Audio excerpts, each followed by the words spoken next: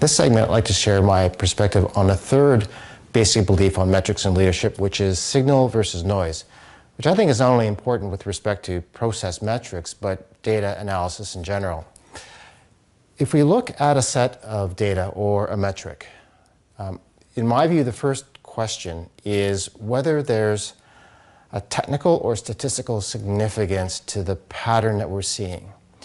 So one way of thinking about that is this pattern in the data, in the metric, is it likely or not to have occurred through random chance? If it is a random pattern, that is what we would call noise. It is not statistically or technically significant.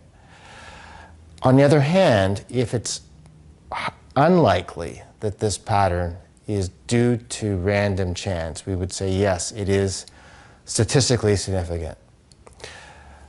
A second filter I would propose, though, is that even if something is statistically significant, that we ask, is it practically significant? And a couple of ways of looking at that is, first, is this metric aimed at one of the vital few issues or factors or root drivers in our business or not? If it isn't one of the vital few, but sort of one of the many small things that don't really move the needle on performance all that much, as compared to a few things that really do disproportionately alter the result,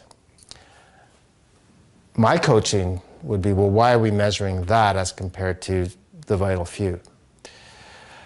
The second practical significance question I would suggest is it actionable? And by that I mean, yes, we have this metric, but the person using this metric, are they empowered? Do they have the tools? Do they have the authority, the span of control to act on either that leading or lagging metric that we've decided is statistically significant, but practically speaking is not actionable by the person reading that metric?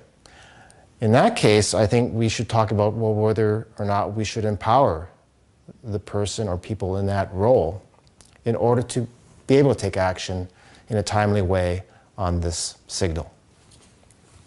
If we do have practical significance, it is one of the vital few, it is actionable, then I would say that if we're dealing with a lagging indicator, a lagging metric, then what we're talking about is a signal that gives us situational awareness. We are aware of this change. It could be beneficial change or a negative change, but it's a change.